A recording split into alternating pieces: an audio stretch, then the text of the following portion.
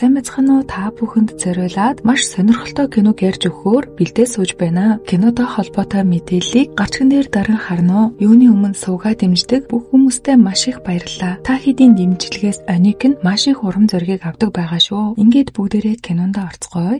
Мянган жилийн турш цөөрмийн гүнд байсны эцэст саялныг тэнгэр рүү дэвших өдөр нь ирсэн лөө гинэт газар унана. Учир нь түүнийг хүн төрлөختөр харж болохгүй билээ. Харин энэ бяцхан хүү харснаар газар унсандаа өшөөрхөн хүн төрлөختөн үзэн яддаг болсон лөө. Дайран өнгөрдөг ургацын талбай нь үржил шимгүй газар болон хувирдаг ажээ. Ийхүү энэ домгийг мундаг удган ач охиндоо ярьж өгж байгаагаар кино маань эхэлдэг. Манай гол дүрийн охин Йори үүнийг сонсцоход тэр үнэхээр аимшигтай хорон санаатай чөтгөр өөрийн болгоомжгүй байдлаас болцоход яагаад гэмгэн иргэдэг зовоогоод байгаа юм би том болоод мундаг удган болохоор түүнд мэдрүүлээд энэ тосгонд хүл тавихааргүй болгоод өгье л дөө гэтэл имэн болохгүй түүнтэй таархал юм бол эргэж харалгүй зүгтах хэрэгтэй. Ганчори бол чам шиг зөөлөн сэтгэлтэй, ариун сүнстэй бөө удган нарыг онилдог. Тиймээс имээдээ заавал зүгтэн гэж амал гэдэл охин нэг юм мэдрэх шиг болоод гадна байдлыг ажиглалтал нөгөө хүн болон хувирсан луучин гэрийнх нь гадна байж байдаг.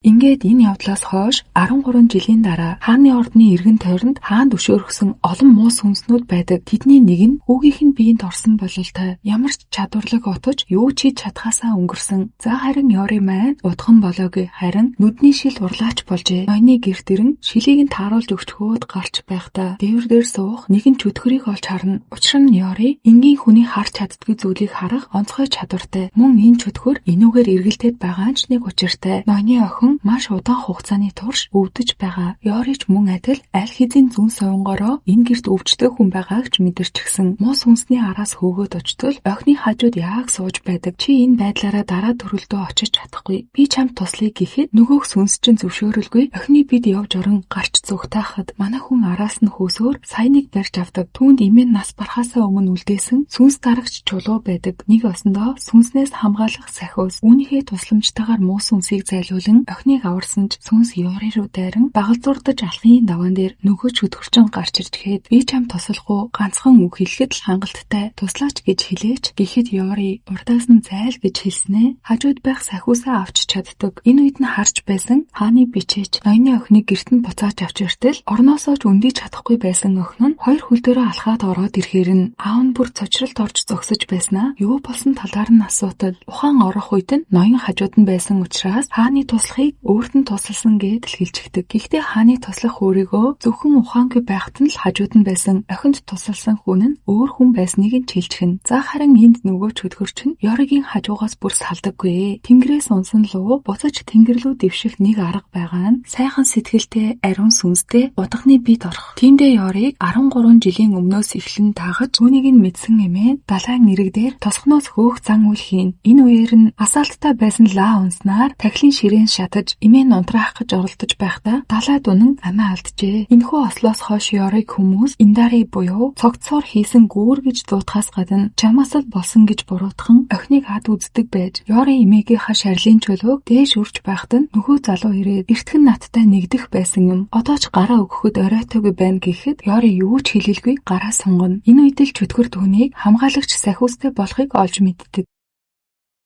За хатан их ач хүүгээ харалгүй 3 сар болсон уулзах гэж орох гэж байхад нь хатан болиулах гэсэн ч тан өгөх нэрийтлэр зөрсөөр байж ирээд орох гэтэл хаанч ирж таарна. Гэтэл дотор юм дугархан сонсогдоод удалгүй хаалгыг цусаар будагдах нь харагдана. Энэ үедээ хатан их өмнө нь яг ийм үйл явдал болж байсныг санан зүрх нь амаар гарах шахан айж байснаа дотог шорж зүрхлэхгүй буцаад явчихдаг. Хаан хатан хоёрч бушуухан ороод хартал ханхүү төр зур ухаан орохдоо хамгаалагчийнхаа гарыг бүр айхтар болгоод хайчихсан байдаг. Хаан хатан хоёр түүнийг бушуухан нэмжлүүлгэж гарган хатан их мэдсэнд санаа зовхоос илүүтэйгээр хүүгээ харан маш ихээр сэтгэлэн зовно. За харин хааны туслахын энд ирсэн зорилго нь төрийн зөвлөлийн гишүүн байсан ноёнтой уулзуулан тусламж ирэх байж мөн хааны туслах Йоригийн үлдээсэн эд зүйлсийг авах. Тэрээр манай хүнтэй нэг тосгонд өссөн байж зах дээр юм худалдаж авах гэж байхад нь таартал бараагаа нэмж зарж байсан шуналтай худалдагч хар өглөөгөр муу Йорийн удган ирчихлээгээд харааж өрөөн нулимж өгнө. Манай хүнч бас мөчөөгөө өгөхгүй. Жинхэнэ муу Йорийн чөтгөр гэж юу байдгийг харах уу гэд айлгаад хайчихна. Айлганд хийжтэй үнэхээр түүний ард нь өмнө нь усанд ивж өгсөн хадам ээжийнхэн сүнс байдаг. Хоорондоо ярьж байхыг харан айсандаа бараага үн нэмэлгийг зарчхна. Үүнийг нь харж байсан хааны туслах учиргүй инээж байснаа манай хүн дээр яваад очихно. Ёри хоолойг нь сонсоод итгэж ядан эргэж харна. Учир нь тэрээр баг байхад нь бусд нь өөртөө тоглохгүй байтал хүү Ёри дээр ирээд би тэр модны хамгийн том илжгэн чихийг нь аваад ирээгээд явсны дараа харж сууж байхдаа нөгөөх чөтгөр ирснийг олж харна. Айсандаа гүйж очин буу гэж байтал салхилж байснаа хүү модноос унчихдаг. Гэхдээ аз болж одоо хөлн зүгээр ноёны гэрээс авсан зүйлсийг нь өгөөд хаанд нүдний шил урлаж ханьян руу хамт явахыг хүсдэг. Ядаж байхад нөгөө чөтгөр чинь яасан ч болохгүй гэдэл хорилоод гараад ирдэг. Өөрөөс нь холдохно гэд бүр үхлээ. Тэнэг амтан энэ чамайг хуурч байна гэд уг нь үннийг л хэлээд байдаг. Хааны туслагт шил урлаач биш харин ханхүүг авруулах зорилготой байсан байх. Манай хүн анзаарсан бололтой надад өөр яаралтай ажил байна гэд явна гэх үед нь чөтгөрийн харж байгаагээ. Орхиод явсанд нь бөөр баярлаад байдаг. Гэртээ ирснийхэн дараа түүнд шил урлаач биш харин чамайг ашиглах гэж байна гэсэн ч манай хүн ноён тэгэх хүн биш гэд ерөөсөө ч итгэдэггүй. Тэгснэ манай хүн оройн ноёнтойгоо суугаад бүр хүүхэдтэй болсон байна гэж төсөөлнө. Ингээд л маргааш нөгөөх ноён чинь Ёри дээр ирэн гарыг нь натгаад хамт явцгаая гэхэд манай хүн миний зөвнөл буруутж байгаагүй гээд өчигдрийн бодсон бодол нь зөнтөө байх гэж үзэн хамтдаа явахаар болчихдог.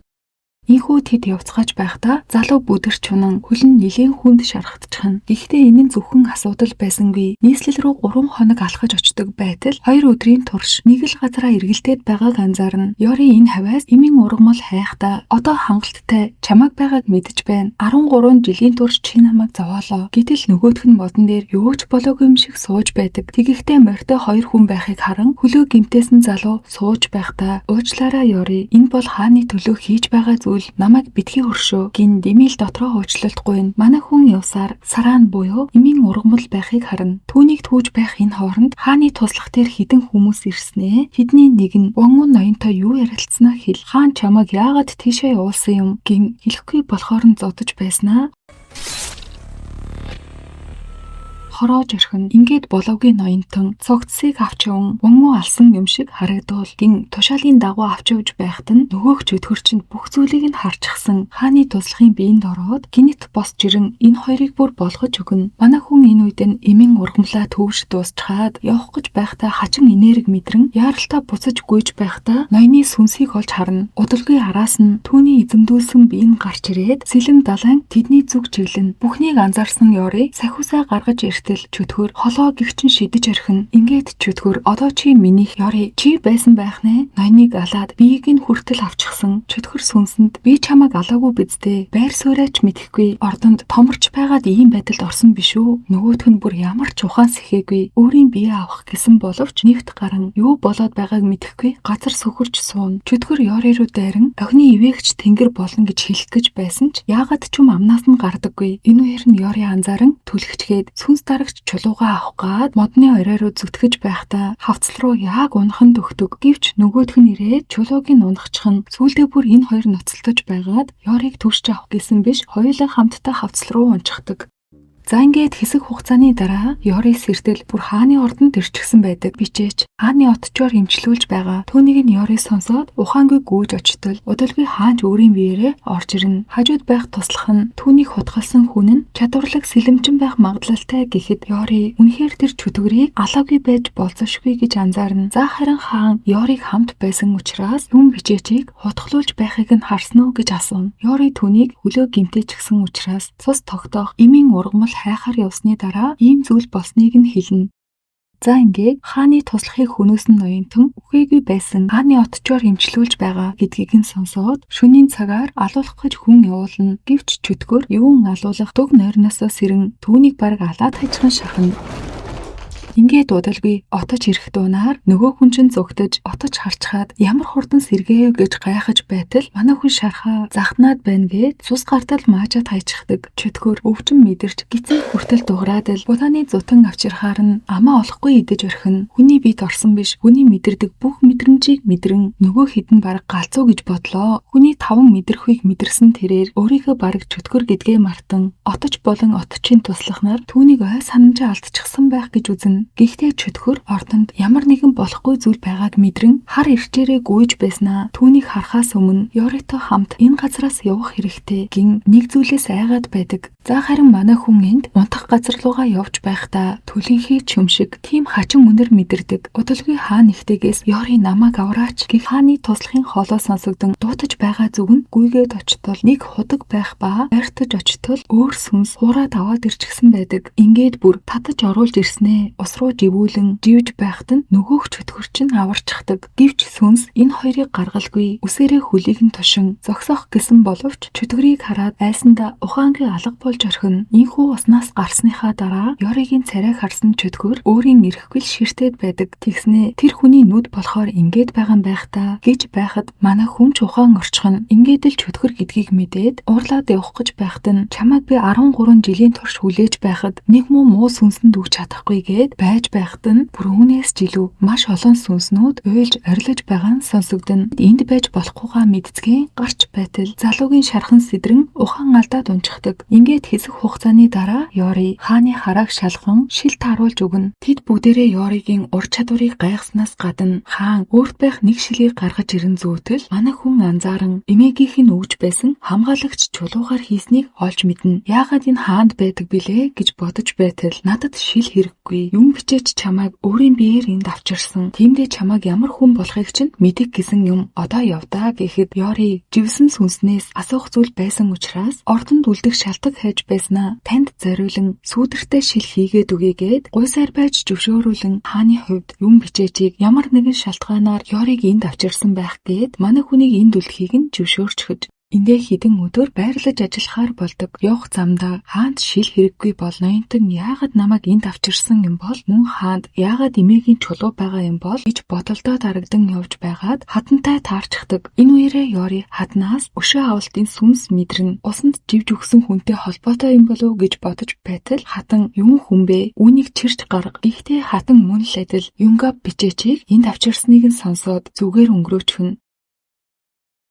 За харин бичээчин биед орсон чөтгөр тэндээсээ гарахын тулд шатаж буй зуух руу өсөрч өндрөөс хүртэл унах гэж оролдсон ч биенээс нь гарч чадахгүй байгаа. Гэхдээ яалтчгүй амттай хоолнд сэтгэл нь бүр нурж унана. Энэ үед нь гаднаас Ёри нэг хүнтэй орж ирээд нөгөө ихч чинь чигтэж байснаа чирээд гаргачих нь манай хүн гайхаж уур нь хүрэхтэй зэрэгцэн гартаа салхи бий болгож байхад нөгөө ихч чинь нэрснээ ээж нь чамайг өгчглээ л гэж бодлоо. Ямар их хайсныг мэдхүү гин уйлаад л байдаг. Учир нь энэ бол Юнгап чинь ээж нь юм байна. Тэгэхээр мөн Ёриг таних нь аргагүй. Манай хүн энэ өрөөнд нь түр амьдрахаар болж үүн нэг ойтой байхад Ёригийн удган эмээ хараад энэ хүү 30 давахгүй гэж зөгнөн үгийн төлөө залбирч байж их чин түүхээ Ёрид хэлэн "Үү маань амьд ирчихлээ" гэтэл баярлаад байдаг. Манай хүн үннийг хэлж чадалгүй гимшин суун. Толгоны хүмүүс чөтгөрийг Ёригоос болж л энд ирсэнгийн зодож байхад чамаас болоогүйгийн түүний талд ганц л зогсож байсан хүн нь Юнгап. Тиймдээ ч манай хүн одоо хүртэл түүний 49 хоног нь өнгөрөөгүй байгаагийн залбирэн ордонд ээжигээ бараадан сүнсэн байгаа гэж найдаж байгаа. Энэ үеэр нь чөтгөр гарч ирэхэд зүрхэн дээр нь дараад одоо ч халуун цус нь урсаж зүрхэн цохилж байна гин шийдэмгий хэлэхэд чөтгөр юу сэдээд байгаа юм бэ? Түүний сүнсийг олоод бидэнд буцаах гээё. Байж боломгүй юм. Хэдий хувь тавилан дууссан Ёри түүний зүс царай би энд байхад миний хамгийн эрхэм хүний дотор үзэн яддаг чи байна гэхээр үнэхээр аимшигтай хартарсан зүуд шиг байна. Түүний биеийг буцааж өггийн үзэн ядсан байдалтай харж байгаад орчихдог. Өмнө нь анх удаа хүмүүс дотроос өөртөө таалагддаг хүнийг харсан. За ингээд дараагийн өдөр болж Ёри усанд живж өгсөн хүний сүнсийг дуудахаар юмаа бэлдээд шилээ хийж байгаа мэд царайлж байснаа сэмхэн гаран нөгөө худаг дээр очино. Өөрийгөө дахин унгахгүй тулд модонд даавуу бэхлэн сүнс дуудах зан үлээ хийж эхэлнэ. Удалгүй худаг руу шидсэн даавуу нь доош татагдан баригдсан болох нь мэдрэгдэнэ. Ингээд байдаг чадлаараа доош татагдан арай ядан тогтож байгаад өгөөж болгон өгсөн удаага хартал доторх зоос нь үсээр солигдчихсан байдаг. Ийхүү сүнс гарч ирэх бөгөөд хатан их мөн адил өргөөндөө зан үйл хийлгүүлж байдаг. Ёри ноёны байгаа газрыг хэлж өг гэхэд удалгүй ламын уншлагын дуу сонсогдон хонхны дунаар сүнс зүгтаах гэж оролдоход Ёри ч явуулахгүйгийн тас зуурна. Тэрээр мэдсэн ч чамтай уулзах чадахгүй. Уулзвал чи үхэн 8 тохой сүнсэнд аль хэзээ залгуулчихсан гэж хэлж байхад дотор байсан ханхүү номын дуугаар биеийн тавгуурхиж яг л дотроос нь нэг зүйл гарах гад байгаа юм шиг болдог. Чөтгөрч мөн адил 8 тохой сүнс байгааг мэдэрнэ. За ингээд их сонин зүйл болно. Сүнсний талаар мэдсэн Ёри ноёнтон та хаана байна гин залбирахад ханхүүгийн бие улам мудаж хэсэг хугацааны дараа хар зүйлээр бөөлжин бичээчийн сүнс нь гараад ирдэг. Гэхдээ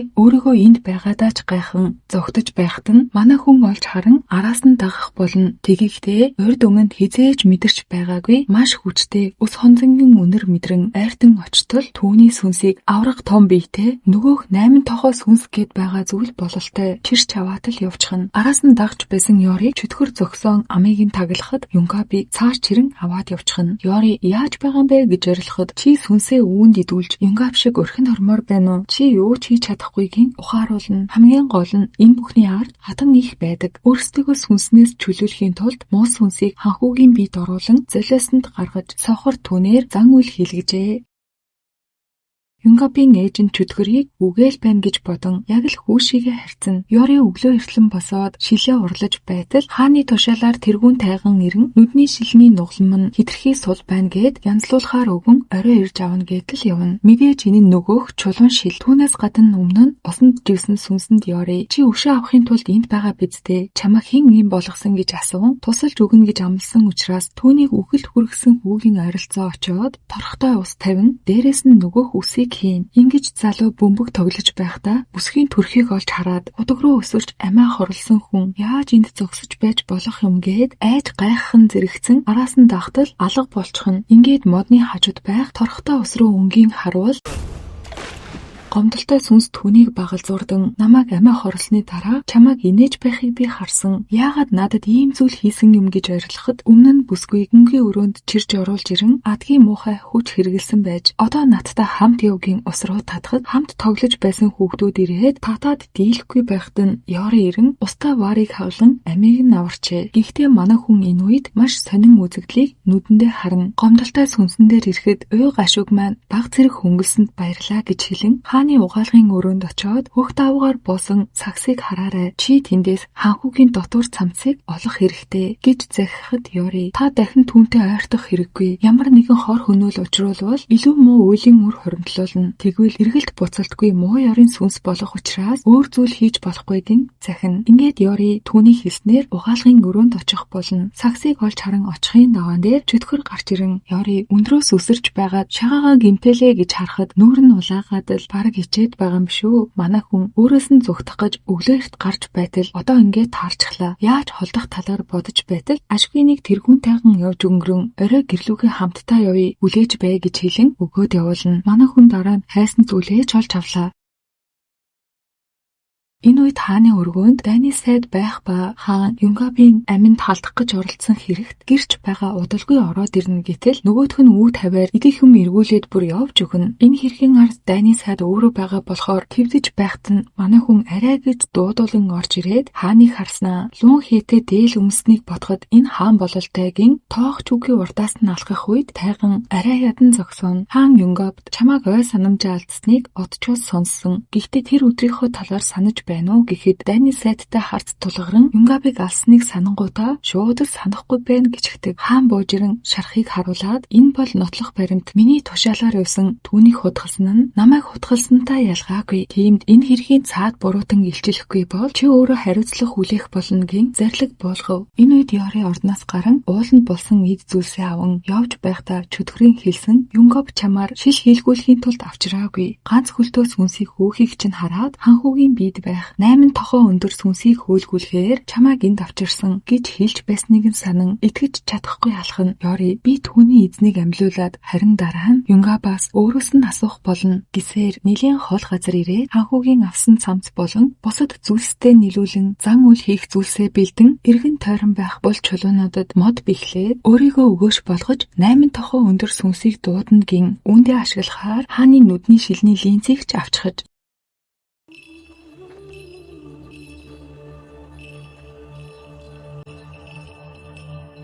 Ийхүү Ёри тэнгэр газартай холбогдсон ёслолоо эхлэн моос хүнсэнд эзэмдүүлсэн ханхүү хонхны чимээс сонсоод дуудаж байгааг нь мэдэрнэ. Мөн үүнийг нь сонсон чөтгөр Ёриг болохыг ч мэднэ. Ханхүү замдаа тарсан хинийгч бай зогсон орноос гараад зүгтчихдэг. Мэдээж хаан ч энэ тухай сонсно. За гэтэл ханхүү аль хэдийн Ёригийн ард ирж зогсон намайг дуудсан уу гэхэд ийм жаахан хүүхдийн бит хорогдох ямар ичгүүргүй муу ёрын сүнс вэ гэж бодсноо. Хэрв та намайг хүлээн авч миний ивэнд тэтгэгч бурхан болвол би танд үйлчлэх болно гэхэд нэлээд удаан шинчилж харж байснаа зөвшөөрчдөг. Манай хүнч хормын төдийд толгойг нэргүүлэн хорих гэж байгаад баригдчихна. Догшин сүнс түүний дээрээс сун газар байх чулууг аван Ёри ингээд үхлээ гэж бодож байсан ч нөгөөх чөтгөр амжаад ирдэг. Луугийн хүч агуу бөгөөд түүнийг багалзууртахад хаан түн рүү сум тавьж орхино. Цэргүүдийг дайран ирэхэд Ёри орж болохгүйг нь хэлхээс гадна ханхууд туслана гэсэн ч хаан итгэлгүй урдаас нь алхана. Чөтгөр бушуухан л хажууд байх утгыг аван үүд тулгахад хаан айсандаа цэргүүдтэй хөдлөж болохгүйгийнх тушаал өгнө. Ёри сүнсийг туших үед ханхүү чөтгөрийн гарыг тас хазаж орхино. Ингээд хүүгийн биес сүнсийг зайлуулах зан үлээ эхлэн санаанд оромгүй зүйл болж цэрэг Ёри руу харавхад нөхөх чөтгөр чинь өмнөр нь орон хамгаалж зогсно. Манай хүнч зогсоолгүй үргэлжлүүлэн ашгүй хүүгийн биенээс муу сүнсийг зайлуулж чадлаа. Гэхдээ зүгтсэн сүнс хааны бие рүү яваад орчихдог. Яагаад гэвэл ариун утас тасарсан учраас. Ийхүү 8 тохой өндөр сүнсэнд эзэмдүүлсэн хаан учир зүггүй энэ хоёр руу дайран өөрийн ухаан санаагаа алдаж орхино. Чөтгөр хэдий хүчтэй ч муу сүнсийг дийлэлгүй эцтэй өөр аргагүй болон луугийн хүчээ ашиглана. Мэдээж энэ үед 8 тохой өндөр сүнс түүнийг хүн биш болохыг мэдчихдэг. Ингээд түүнийг аянганд нэргүүлснээр хаан ухаан алдаж нөгөө хайхтар сүнс чинь өөрийн биеэр гараад ирдэг. Ёри тусгай хутгаараа худгалан тарин уншин газрын сүнсэнд даатгаад чөтгөр аянгаараа нэргүүлэн муу сүнс хормын төдийд орон бүргээ алга болон бороо асгарч эхэлдэг.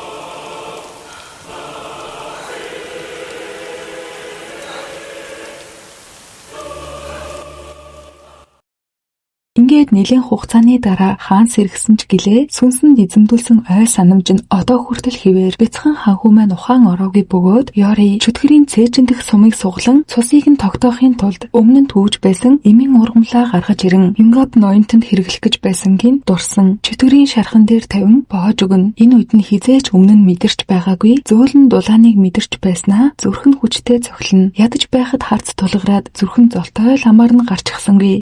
За гэтэл ашгүй ханхүү ухаан орон нөгөөх сүнсэнж байхгүй ээж нь баярлсандаа уйлна. Нэгэнт Юнгап биш гэдгийг мэдсэн хаан түүн дээр орж ирэн сэлэм тулгаад чөтгөрөөс хэн гэдгийг нь асуухад манай хүнч биений эзнийг байхгүй болсон. Үхэлд нь буруутай хүн бол дайны сайд гэдгийг нь ч хэлээд авлаа. Ёри урдуур нь ороод ханхүүг аварсан хүн гэж хэлэхэд хүн ч энэ мөчөд орж ирэн хаан аваа миний дотор гүн шигдсэн муу ярын сүнсийг тэд гарган амийг минь аварсан гэж гуйснаар энэ хоёр маань өршөөгдвөө.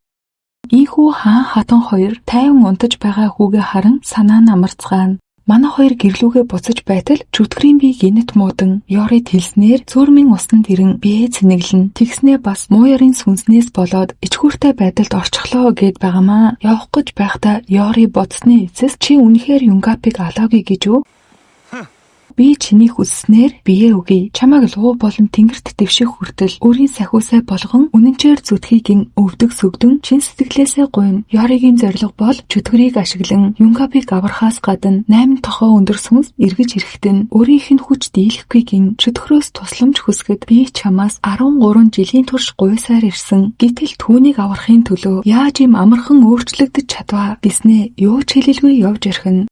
Их хатан ханхүүг зүгээр болсныг сонсоод өөрийн биеэр шалгахаар орж ирнэ. Худлаа инээж байснаа хажуудаа суулгаад үнэр нь харилсан харц нь өөрчлөгдсөн байхыг мэдэнгүүтээ өшөөхэн зан үйл хийлгүүлсэн хүн дээрээ очтол ордонд өөр нэгэн хүч байгаа болохыг дуулгана. Их хатан уурлахад та битгий санаа зов. Би сүнсийг дахин дуудан ханхүүгийн хувь тавиланг төгсгөн. Их хатан тэгэх хэрэггүй. Ёнгийн ханхүүг хаан суудалд суулгахыг хүсэж байгаа ч тэр муухай үнрийг дахин үнэртмээргүй байна. Гиснээ өөрийн ханхүү болох Ёнгины дотор цамцыг өгөөд тэр сүнсийг миний хүүд хизээч хурууга хүргэж чадахгүй болгож зан үйл хий гэж тушаана. Ингээд хувраг өрөөндөө орж ирэн өөрийгөө бүхнээс дээгүр мэт хамраас хөх санаатай ийм байж яаж хүүгээ хаан судал суулгах гээд байгаа юм бол гэж өглөж байхад нь оруулж ирсэн хувцс нь шатчихдаг. За нөгөөх чөтгөр чинь ямар ч ажилгүй 2 өдөр дараалан унтаад Ёри өглөж байгаад л нэг сэрээдэг. Өмнө нь манай хүн Юнгавд урт наслахыг бэлэгддэг гин шүлжмэл бугуйвч хийж өгч байсан. Чөтгөр хэрв чи намайг сахиусаа болгомоор байвал надад бас нэгийг хийгээд өгчих гэж шалсаар байж илгүүлэхээр болов. Хааны ордонд шашны зан үйл хийж болохгүй гэх хатуу дүрмтэй өмнөх удаад хүүгийн аварсангийн хаан өршөөсөн. Гэтэл энэ удаад бөөгийн эд зүйлс уулнаас олдон энэ хоёр маань бүр нийслэлээс хөөгдөхөр болдог. Ёри хааны туслагт өөрийнх нь шил сүнснээс хамгаалах чулуу орсон биеэсээ битгий холдуулаарай гин хаанд дамжуулдаг. Энэ хоёр маань хідэн зоостой хөөгдөөд Ёри хийгээгүй зүйлийнхаа төлөө хөөгдчихлөө гэд их л гомдолтой байдаг. Гэхдээ хэргийн эзэн чөтгөр хамт хөөгцөндөө бараг баярлаад байгаа юм шүү.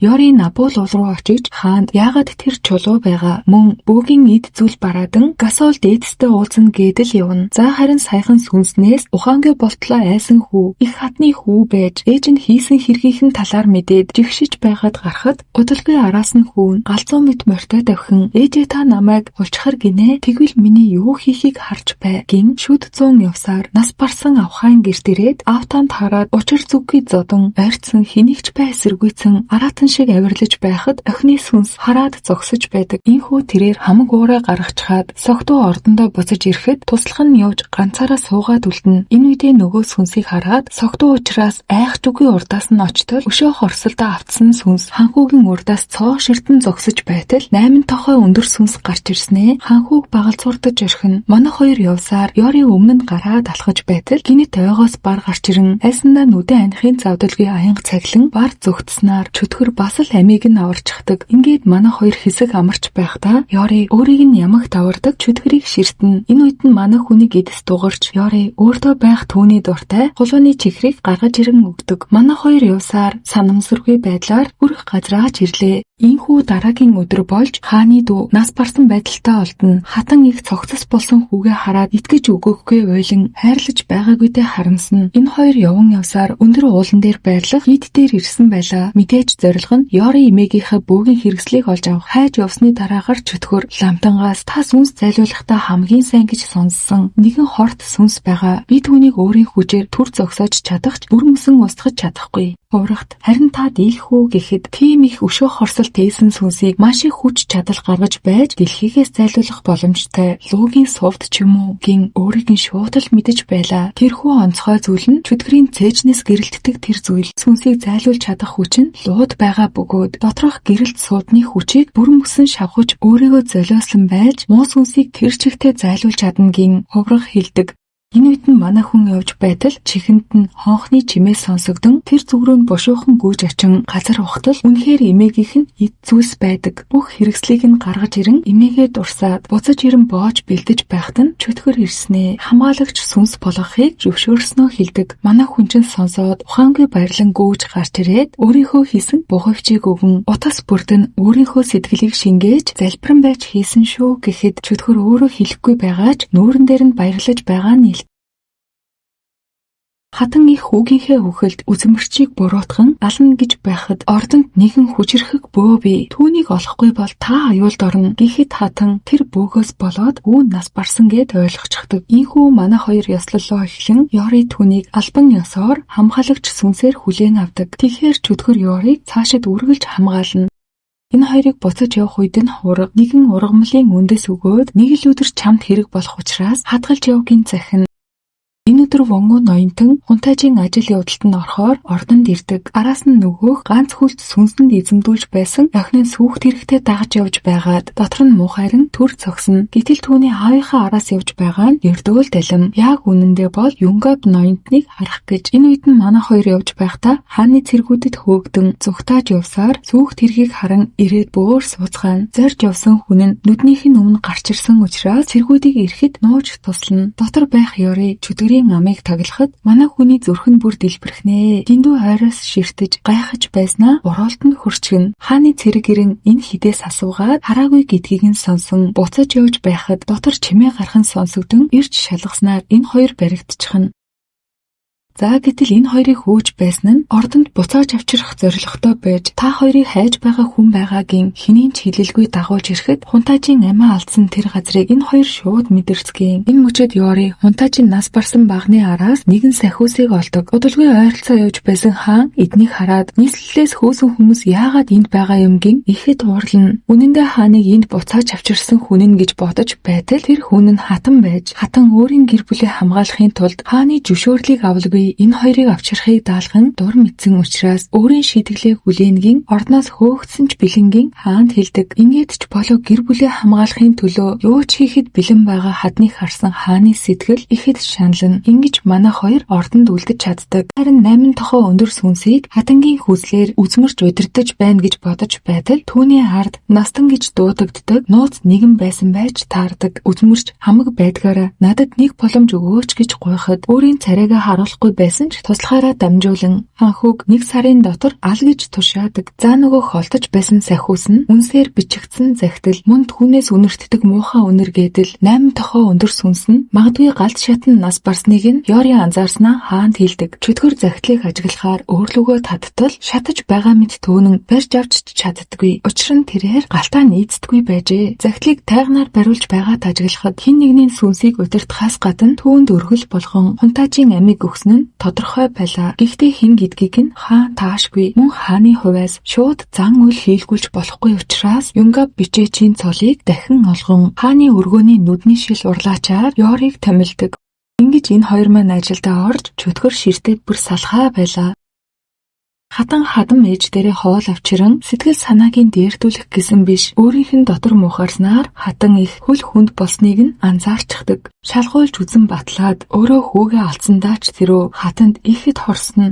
Йори хаанд удахгүй 8 тохоо өндөр сүнс хүүг авахар ирнэгийн энэ хэд төлөвлөгөө боловсруулна. Оройн Йори чөтгөрийг орж ирэхээр нь саран хэлбэртэй хутгийг өгөөд үүнд бурхны хүч шингэсэнгийн эмээ манд хэлж байсан. Лууны сувд хүч чадлыг унтрааж байсан ч гялалтсан могоон бие нь маш хүчтэй байж болно. Тиймд чөтгөрийг ирэх үед хүчээ ашиглан энүүгээр хутгалан алга болгооройгийн захин. Энэ үед үзмэрч сүнс дуудахын тулд цогоор түлэн сахиус бэлддэг. Түүнийгээ хааны өргөөнд оруулан байршуулдаг. Хаан энэ бүхнийг мэдэж байсан учраас туслахдаа өнөө шөнө номын өргөн с ижигтэй итгээд ирвэл зүгээр ажиглаж байгаад гарахт нь барьж ав гэсэн байлаа. Хаан ханхүү болон Йори чөтгөр нар 8 тохоо өндөр сүнсийг орж ирэхийг нь хүлээн барьж авахар өрх бэлдсэн байлаа. Нөгөө хүн чинь үүдэнд сахиуснаа зүгтэж байхад нь орны цэргүүд барьж авсан ч алдчихдаг.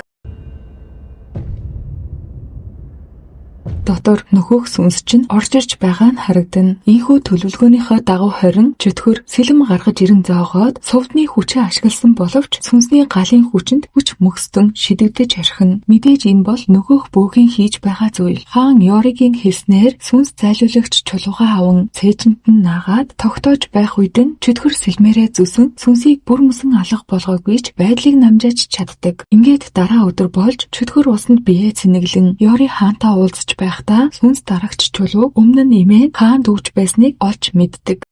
Энэ хоёр энэ хавьяас луугийн энерги мэдрэн хайж явж байхдаа цэргийн яамны сайдтай таардаг. Юнгабыг хутгалан алсан хүн шүү дээ. Нэг муу хааны бичээч байж мэдлэхгүй өнгөрлөөгийн сүрдүүлэн болоход нь зүгээр өнгөрөө гэж боцсон ч өөрөө дайраад байхаар нь хойс сайлх гаргаж ирээд тэнгэр рүү цөлж архин Йори яаж ингэж чадаж байна? Ёстой нэг гэж уурлахад тэр хүнийг Юнгабыг хороосныг хэлдэг. Удалгүй найрлаж байсан ноёд чимээгээр гарч ирэхэд тээвэр дээр сууж байсан хүн бууж ирээд өмнөө байсан ноёныг ганц цохиж унгаан сүнсээр нь хооллож орхино. Энэ бол Имүги Биби. Чөтгөрийг харчхаад Ганчори ах гээд бүр сүйд. Дараагийн өдөр болж хатан Йориг өрн амттан өгж байхад манай хүн энэ өрөөнд нэг л биш байхыг мэдрэн хадны зөвшөөрлөөр өрөөг нэгжиж байтал юу ч олдодгүй харин дэрийг нь задалж үзтэл дотроос нь гавлын яс гараад ирдэг.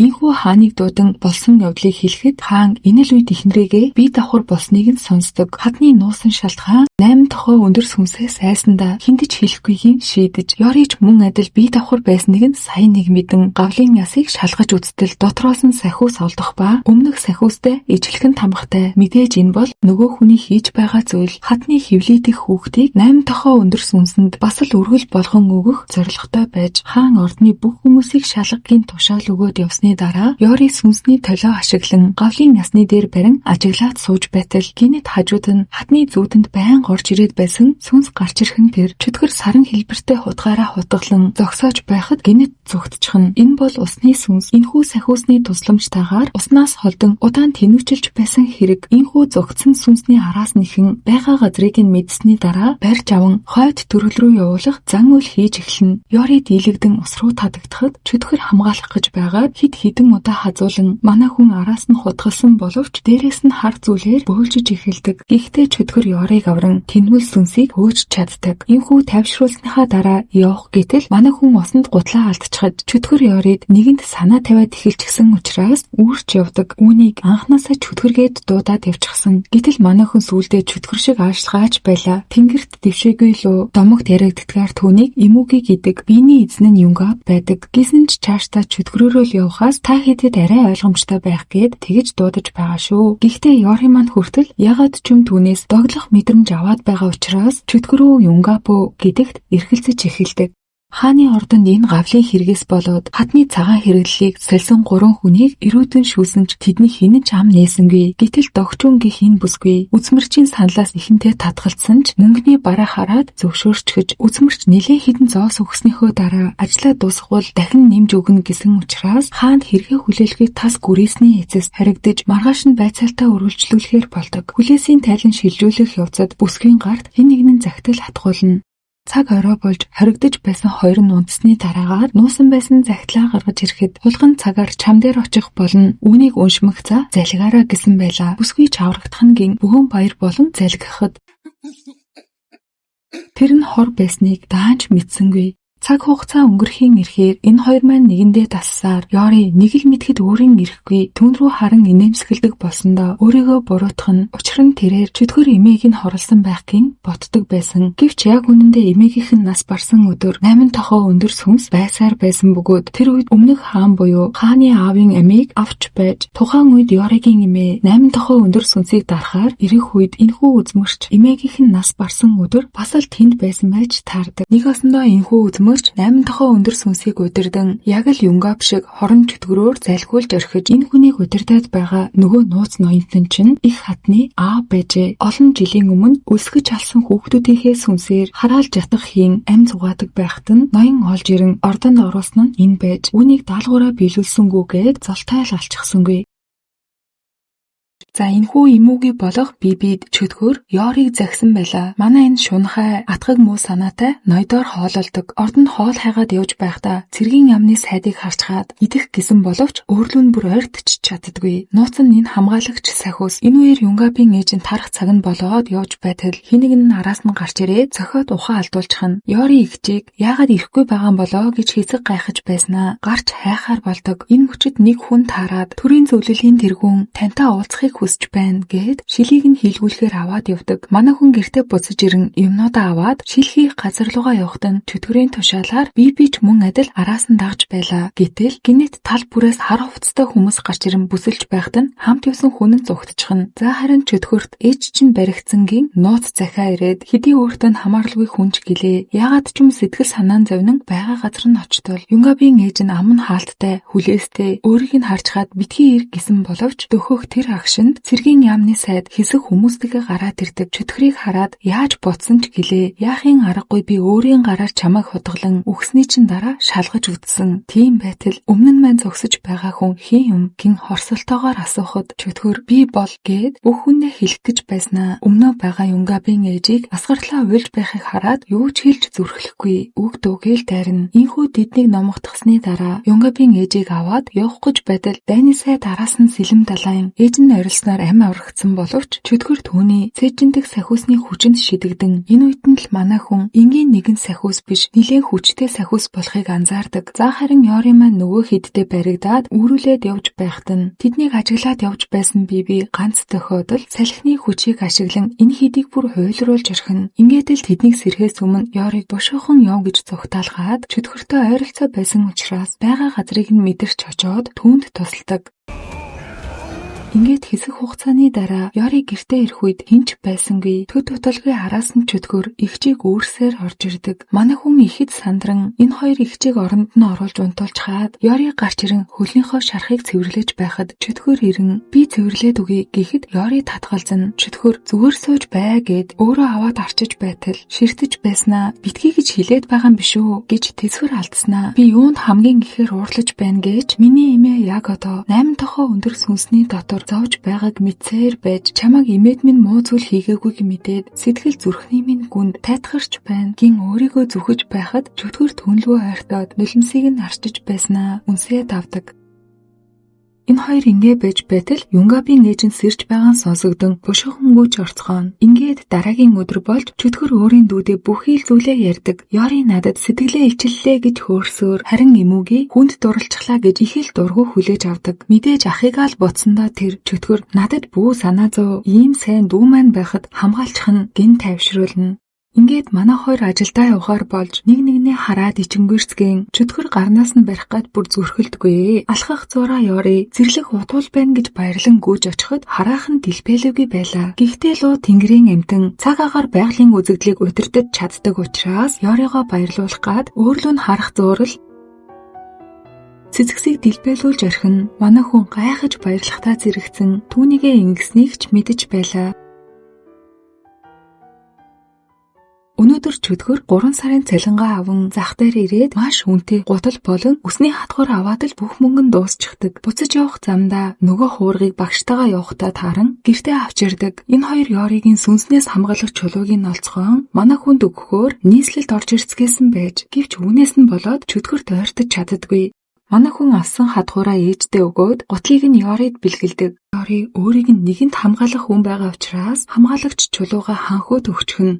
Чөтгөр хуурахтаа ярилцсан 8 тохоо өндөр сүнсийг дарахын тулд эмүүгийн гэрэлт сувдны хүчийг шавхахаас өөр арга байхгүй гэдгийг бие сонсчихдог. Маргааш нь тэсэлгүй чөтгөртөө уулзсан. Үнэхээр 8 тохоо өндөр сүнсийг дарахын тулд сувдаа өгөх юм гэж үү гэхэд нь энэ бүх үннийг Ёри сонсчихдог. Дараа нь бие тэр үнэхээр гэрэлт сувдаа өгөх болов гэд санаан зовоод явж байтал өмнө нь нэг малгай байдаг. Түүний үнрээр явсаар ирсэн газар нь хоолн билээхэн байж байдаг. Эмүүгийг буцаж тэнгэр рүү дэвшихийн тулд хорон санаатай шунхаа сэтгэлтэй хүмүүсийг шийтгэж буцах боломжтой гэж өмнө нь хэлж байсанчлан одоо цөөхөн хитгэн хүмүүс үлдчихэд байгаа. Гэвч ойрдоо бүхий л ноёдууд хамгаалагч сахиус ингэртэй хийчихсэн учраас тэдэн рүү ойртож чадахгүй байсныг хэлэхүү. Үүнийг сахиусгүй байгааг мэдээд амтархан зооглож орхино. Мэдээж энэ нь төлөгчийн өгөөш хоол бэлдсэн зорилго нь Ёриг өөр дээр нь авчруулах байлаа. Хэрэв тэгвэл цаашид хоолыг нь бэлдэж өгнө гэж амладаг. Харин бие ахыгаа аврах өөр арга байхгүй гээд хамтрахаар болчих. Ингээд бүхнийг мэдсэн Ёри чөтгөрт ихэд санаан зовон түүнийг оролцуулалгүй ганцаараа хорон сүнсийг дарах болно гэд бодоод сууж байтал чөтгөр чирэн хамтдаа гэрлүүгээ явцгаана. Энэ үедээ сүнс дарагч чулуунд байхгүй болсныг мэдээд асуутал манай хүн гарнаас нь бариад Ганчори гэж нэрээр нь дуудан надад одоо тэр чулуу хэрэггүй үргэлж намайг хамгаалдаг чийл байхад болно. Тиймээс одооноос эхлээд би чамайг Юнгаб ноёнтой андуурахгүй. Тэгээд бас хэрвээ тэр чулуу надад байвал ийм зүйл бас хийж чадах гэснэ.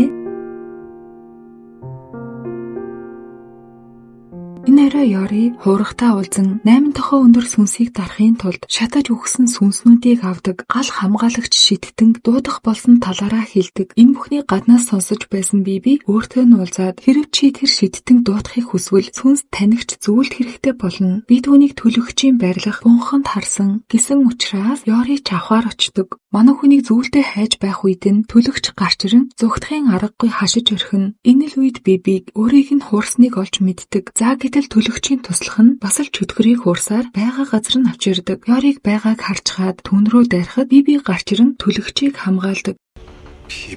Юу болоод байгааг нь ч ойлгохгүй асуухад биби таны төлөө өнөө орой таны над биеийг чинь хөнөөж сүнсийг чинь чөлөөлөх болно гэд учир зүггүй чөтгөрийг алхаар дайран энэ хоёр маань хоорондоо хүчээ үздцгэн. Ёри бунханг галын ирчмээр дүүрэн байгааг анзааран энэ бүхнийг өөрт нь зориулагдсан өрх биш харин энэ хоёр руу чиглэгдсэнийг мэдээд одоо болцохоо энэ хүн та хоёрын аль нэгийг үхүүлэхийг хүсэж байна гэж арилгахдаа зэрэгцэн төлөгч хоргон доторх улаассан сэлмийг авахд энэ хэд гэрэлт суудыг авах гэж байгааг мэдцгээм. Чөтгөрлөө чиглүүлсэн сэлэмний өмнөөр Биби орчихдог. Ингэж энэ мөчөд 8 тохоо өндөр сүнс гарч ирэн Бибигийн сувдыг суглан өөрлөгөө оруулаад асар их хүчтэй болдог. Манай гурав энэ үеэр нь зүгтэж амьдсан ч танд туслахыг маш ихээр хүссэн ч урхинд орчихлоо. Төлөгчийн үүдэнд хааны өвөг орж байхыг харсан тэр бол гол эзэн нь гэж хэлээд Эмүүгийн өөрийн суудгүйгээс болоод энэ орчлонд хизээж өмнө нь байгаагүй юм шиг хумхын тоос болон арилна.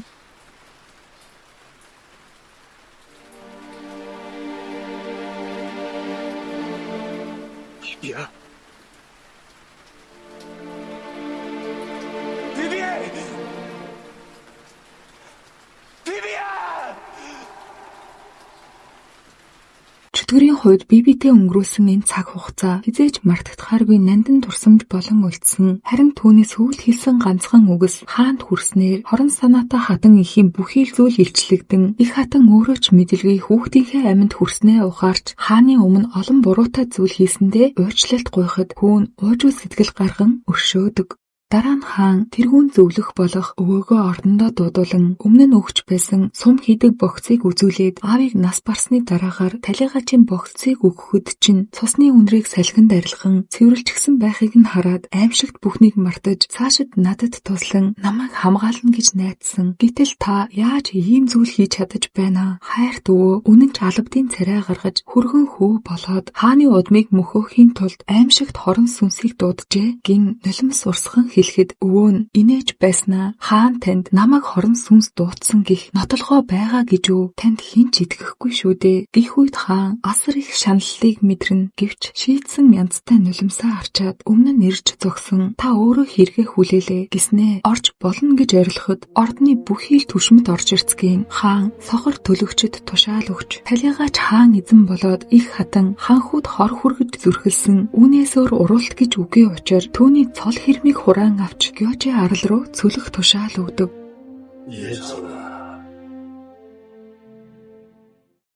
За ингээд дараагаар энэ хэд маань Ёригийн амьдардаг тосгон болоод 100 жилийн өмнө болж байсан дайны үеэр бяцхан хүү байсан нь тэнгэр рүү дэвшиж байгаа Ганчорыг харснаар газарт унжээ. Харин тэр бяцхан хүү нь 8 тохоо өндөр сүнс байж таардаг. Ингээд тэрхүү сүнсийг яаж үүсэн бий болсон, ямар учиртай бийжсэнийг нь болохоор хаан болон Ёри чөтгөрнөр тосгонд ирцгэн тэрхүү түүхийг тэмдэглэж үлдээсэн бичвэрийг олдог. Гэтэл энэ үед нөгөө хорон сүнс чинь өөрийн биенээс Юнгабын сүнсийг гаргаад ирдэг.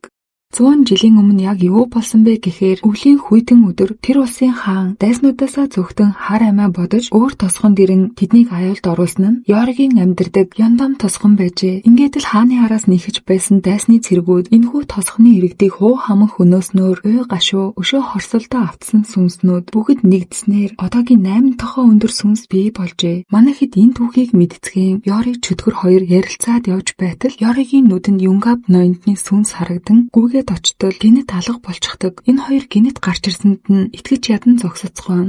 Ордонд байх хаанхүүгийн эргэн тойронд янз бүрийн таринаар хамгаалсан байдаг. Гэтэл гинэт сүнс ирж байгаа дохио дугран ханхүүч юу болоод байгааг нь мэдэн бушуухан босож хамгаалагч чулууга гартаа хатгахад нөгөөх сүнс илүү хүчрэхэг болсон учраас эдгээр сахиус огтхон ч түүнд нөлөөлөхгүй ханхүүгийн биенээс бариад авдаг. Ашгүй энэ үед нь гадан зогсож байсан хувраг хонхны дуунаар гүйж орж ирэхэд Ёригийн өгсөн чулууны ачаар ханхүүгийн ам аврагддаг. Манай хүн ноёныг харсан учраас хичнээн дуудаж залбирсан ч эрдөөч гарч ирдгүй. Энэ үед чөтгөрч ирж тааран энэ хоёрыг явсны дараагаар харин нөгөөх сүнс чинь хараад зогсож байсан байдаг. Ойрдоо чөтгөрийн хүчин суларч навч ч хөдөлгөж чадхаа байсан. Өөрийн чадвартай санаа зовхоос илүү Ёригоо хамгаалж чадахгүй байхаас л их айн. За энэ хэд маань нийслэлдээ буцаж ирцгэн Юнгабын ээж нь энэ хоёрыг хараад ухаангүй баярлан халуун дотноор өгтөж аван аз жаргалтай байхыг нь бас л харчихсан байдаг. Ингээд зогсохгүй хаантаа маш дотн байхыг нь харан би өөрийн бүхий л зүйлийг алдлаа гин хорсолтоо наргагүй харж зогсно. Ордноос гараад миний бие, миний амьдрал, эргэн тойронд нь байсан бүхий л хүмүүсийг алдчихлаа гэж ойлгоход төлөгч яг л үүнийг хүлээж байсан юм шиг инээгээд харж байдаг.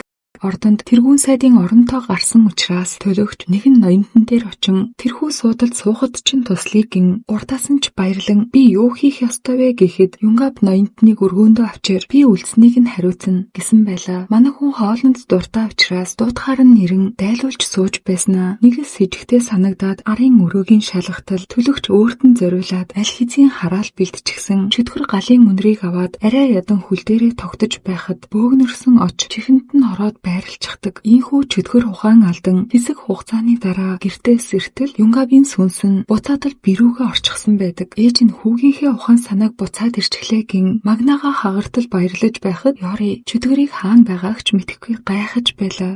Ингээд энэ хоёр ажилдаа явахаар болж Ёри итгэж ядан харж байтал Юнгаб чи ээжийг минь харж өгөхөөс гадна биеийг минь хамгаалж байсан гин Ёрид баярлснаа илэрхийлэхэд манай хүн урдаас нь юу босон талаар асуудал ямар тач би буцаад ирчихлээ. Би чамд өмнө хэлж чадаагүй юм байна. Хаанд туслахын нэрийдлэр чамайг аюул руу түлхсэн дуучлаарай гин өмнө нь хуурсандаа уучлалт гуйхад Ёригийн сэтгэл саялныг уужрах шиг болж тэгтлээ их буцааж авчрах гэж байсан шалтгаанаа ойлгодог. Учир нь өөрийнх нь амнаас энэ лүгийг сонсох гэж харин манай хүнд Юнгабыг гэсэн сэтгэл огтхонч байдаггүй. Нулимсыг нь арчих гэж байхад холдох үед Юнгабч гэсэн энийг нь ойлгоод гараа татах үедээ чөтгөрийн бугуйчийг анзааран энэ минийх биш байна. Ёри би өөр хүнд зориулж өгсөн гихтэн тайлаад манай хүнд өгчөгдөг. За ингээд дараа нь Юнгаб ордонд ирэн хаанд ёслоход гинтэл түүнийг ёс суртахуунтай байхыг харсан хаан мэдээж гайхна. Энэ үед нь Ёри Юнгабыг буцаж биедээ орсон болохыг дуулгадаг. Хаан үнэн жалбтай харан маш ихээр баярлан тэрвэрч авах гэтэл сүнс хамгаалах чулуунаас болоод ойртож чаддаггүй. Ийхүү тэд чулууны талаар ярилцаж байхад энэхүү чихэнд суйрлуулсан очоор дамжуулан төлөгч чулууны талаар мэдчихдэг. Мэдээж зүгээр байсангүй далдын хүчээр дуудаж авчиран нэгэн лонхтой уусмал өгөөд хааны чулуун дээр асаг оронд нь би чамд өөрийн биеийг чинь буцааж үрд өгнө гэж амлахад эргэлзэн байн лонхтой зүйлийг нь аваад газар савсны дараагаар эрхэм дээдэст хор хөнөөл учруулахаас илүү сүнс болон хуурснан дээр гин айхчгүй зөрөгтөө нь хилээд яваад өгнө.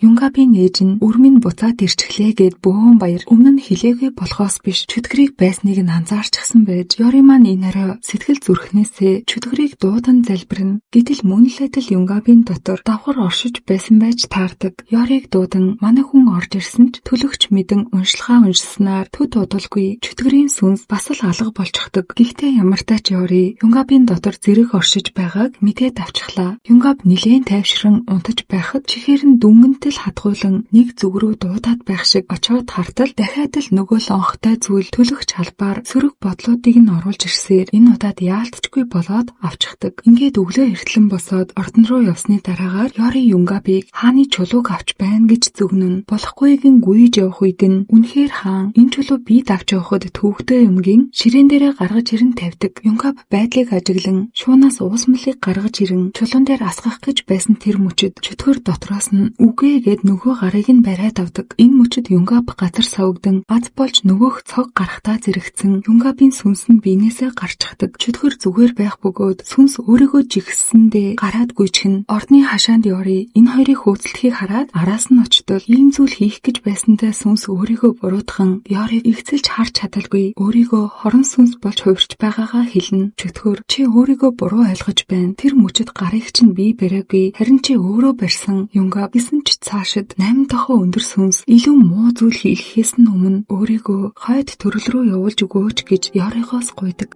Ингээд энэ хоёр маань гэртээ ирэх үед ээж нь гүйж гарч ирснээ. Чөтгөрийг харан миний хүү хаана байна? Чи яагаад буцаад ирчихсэн юм? Миний хүү хаана байна гэж орилж уйлахад хүүн сэтгэл шимшрэн харж зогсоно. Ингээд ээж нь үнэнтэй эвлэрч сүнсийг хариуцах зан үйл хийцгээе. Хойд төрөлд нь үдэж өгцгөөн.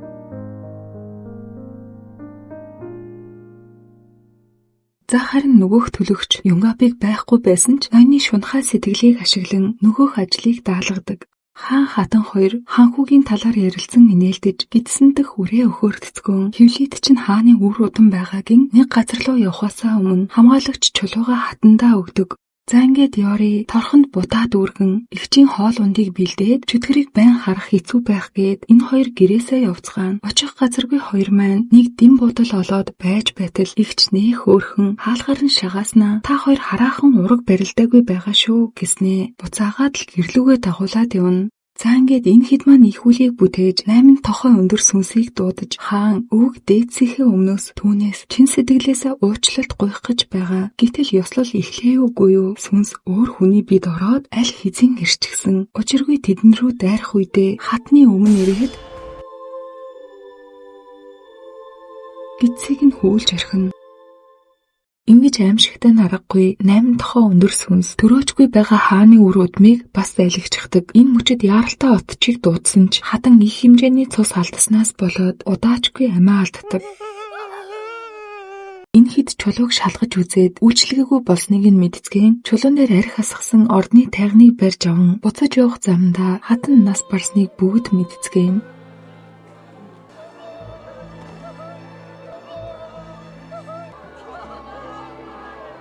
Буруу үйл хийсэн этгээдүүд баригдан байцаалтын танхимд байхдаа ч төлөгч юу ч болоогүй мэт инээж суусаар үнийг нь харсан хаан тэсвэр алдан сэлэм далайж өглөө нар мандах үеэр бүгдийг нь цаазалгийх тушаал өгдөг. Хатан амьсгал хураахынхаа өмнө төрүүлж явж байгаадаа уучлалт гуйн хүүгээ хаанд загсан байлаа. Хаан уй гашуудаа автан маш ихээр шаналж цаг ямаг татнаа дурсна. Чөтгөр баригдаад явж байгаа төлөгчийг харан чи хамгийн зовлон түхлээр үхэх болно гэж амладаг. Энэ нь мэдээж өөрт нь инээдтэй санагдана. Төлөгч аль эрт бүхнийг төлөвлөжсөн байгаа. Цааш явж байхад нь их хатан тосч аваад өөрийг нь хуурч хүүгийн золиос болгосны өшөөг авдаг. Төлөгч байдгаараа ажигсан харахаар тоглоход амар гэхэд хатан арай л ядам бие барьдаг. Ёри хаанд дахин сүнс залиулах сахиус явуулсан ч хаан түүнийг нь авахгүй, хоол ундаач идэхгүй. Номын өргөөндөө уй гашуудаа автан сууж байтал нөгөө хачирхалтай зүйл чинь нүдэнд нь дахин харагдан орилж байснаа нүдээ нээтэл өмнө нь хинч байхгүй. Зүуд болвол гэлтэй. Өмнөөс нь хин нэг нь алхаад иртэл тэр нь өөрөө аль хэзээ 8 тохой өндөр сүнс өөрийг нь эзэмдчихсэн 100 жилийн өмнөх тосхны иргэдийн гаслантай үхлийг хаанд бодит мэд өөрт нь харуулдаг. Тосхноос хааны ордонд цэргийн шалгалтыг даван цэргийн ахлагчаар ажиллах болсонгийн түүнд Яндам тосхны иргэд бүгд баяр хүргэж уухайлж байсан. Гэвч тэр үеийн хаан дайснаасаа зүгтэж нийслэлээс явах үед байршил нь илэрч арга мухардаад ирэх цагт 1 хоногийн зайд явж хүрэх Яндам тосхон руу явж байхдаа тосхны ойролцоох уулын бэлд дайснуудыг байна гэсэн мэдээ хүлээж аваад Яндам тосхонд өөрийг нь байгаа мэт хааны тугийг зоон тосхны иргэдийг золиосонд гаргаад өөрийн амиа хохоолж тэр даруй очих байршлаа солин цэргийн ахлагч нутгийн иргэдээ нүүлгэн шилжүүлэх цаг өгөөч гэхэд хаан төлөвлөгөөгөө нураахгүй тулд түүнийг ухаан алдуулаад модонд хүлээд явжээ. Ингэж л дайсны цэргүүд хааныг энэ тосгонд байгаа гэж бодон ямар ч гэмгүй иргэдийн амьд хүрэх болж эцэст нь энэ хүмүүсийн уй гашуй тэнгэрийн амтан гэгддэг луугаас аврал ирсэн учраас луу газарт буужээ. Цэргийн ахлагч ухаан орсон даруйда нутгийн иргэдээ хамгаалъя гэсэн ч нэгэнт оройтчихсан. Газраас эхнэрийнхээ цогцос амьд байгаа хүүгээ олсон ч гэлээ. Энэ үед лууг харсан бяцхан хүү амь үлдсэн ч цэргүүдэд маш хэрсгийгээр аавтайгаа хамт алуулсан.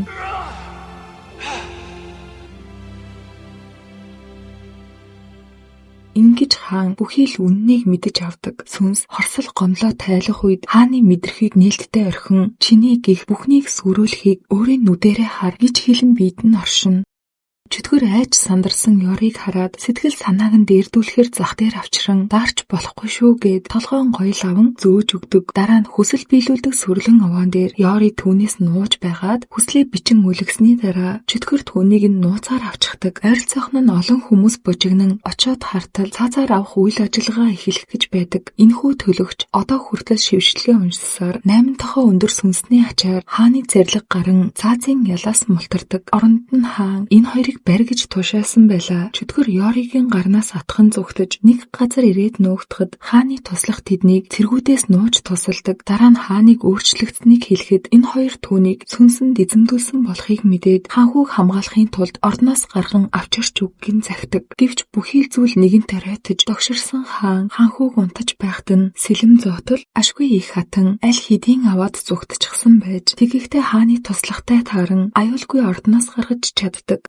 Ингээд энэ хэд маань хаанаас зүгтэн багагүй хугацааг өнгөрүүлж байгаа Ёри чөтгөрийг дуудан уулзаад өмнө нь хуврагын өгж байсан үндэснээс нахиалсан хараагаан цэцгийг яагаад хандлан уух болсныг нь асуудаг. Учир нь энэ цэцэг олон 10 жил ганц л удаа дэлбэлдэг ховор ургамал маш ихээр усны энерги агуулдаг учраас Эмүүгийн сүүлчийн сувдны хүчээ ашиглах үед энэ цэцгийг ашиглах учиртай. Ёри энэ бүхнийг мэдчихсэн учраас юу сэдэж байгааг нь асуун. Чи юу ч хийх хэрэггүй. Хоёулаа бүхнийг хаяад зүгтцгаая. Би чамайг би бишиг болохыг гэхээс айж байна гэхэд чөтгөр өөрийн амин хохолон зүгтгаас татгалцдаг. Ёри хоёулаа үнэхээр хідэн өдөрч хамаагүй халуун дулаан энгийн амьдралаар амьдарч болохгүй гэж үү?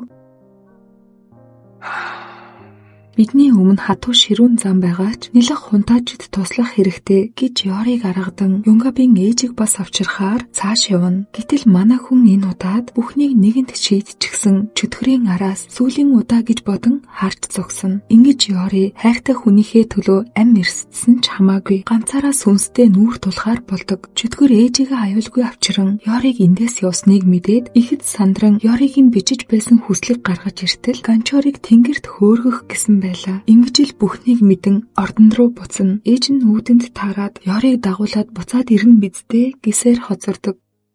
За ингээд Ёри маань эмээгийнхээ өмсгөлийг өмсөн тэргүүн тайгны тусламжтай ордон руу нэвтрээд хааны өмнө өөрийн биеэр очиж зогсон муу Ёрийн сүнсийг газар доорх ертөнцийн хаанд тушаахаар ирдэг. Манай хүн өөрийн биед галт бурхан дуудсан бөгөөд энэ нь шатаж үхсэн сүнсийг дараа төрөлд нь илгээдэг үхлийн бурхан. Талигач эмээн хүртэл энэ зан үйлийг хийж чадаагүй байсан. Аргагүй нэрхэнд хүч мөхстөн гинжин хэлхэнд чирэгдэж байхад нөгөө муу төлөгч бүхнийг мэдэн таринтай хаалтны голд орон өөрийн цусаа өргөөд хингэргээ дэлдэж эхэлдэг. Ингэж хүчин нэмэгдсэн сүнс урхинаас гарч Ёриг цусаар бөөлжөд эхлэхэд нь хоолойг нь боож байх үед чөтгөр гаднаас орж ирдэг. Манай хүн хичнээн буц гэж гуйсан ч 8 тохоо өндөр сүнстэй тулалдан эцэст нь хүч мөхстөөд газар шидэгдэх үед нь тэрээр Ёриг дээш өргөн аминд нь хүрэхээр багалзуурдаж эхэлдэг. Ингэж чөтгөр маань хайртай бүсгүйгээ аврахын тулд өөрийн гэрэлт сувдны хүчээ шавхан 8 тохоо өндөр сүнсийг ор мөргий болгон устгадаг.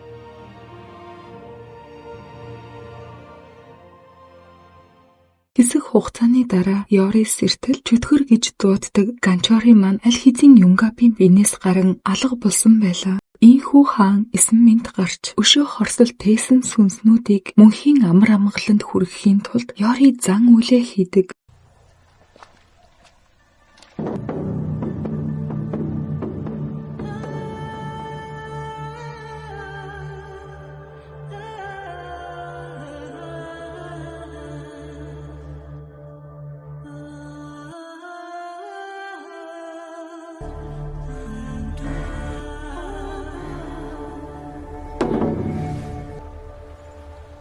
Эдгээр олон сүнснүүд бүгд эрсгэн хаан өвөг дээдсийнхээ өмнөөс өвдөг сүгдэн чин сэтгэлээсээ уучлалт гуйдаг. Ийхүү олон жилийн өшөө хорслыг хитгэн үгс зөөлхлөн нас барсан тосгоны иргэд амар амгаланд морилдог. 8 тохоо өндөр сүнсэнд хоригдож байсан сүнснүүд чөлөөлөгдөн Ёри маань эмээтэйгээ уулздаг. Эмээгээ харан баярлахаас гадна Ганчорыг битгэртлээ санаж байгаагаа хэлэхэд гуниг харуулслаа тайлтал тэрч байгаа даргадан тайвширсныхын дараагаар Тэнгэрийн орондоо залардаг. Төлөгч ордноос оргох үедээ үхлийн муугаар аянганд нэргүүлэн нас бардаг. Юнгабын цогцсыг авсанд хийхийн тулд 3 хоног хүлээсэн мэдээж Ёри маань Ганчорыг эцсээ хүртэл хүлээсэн нь энэ гэвч тэр ирээгүй.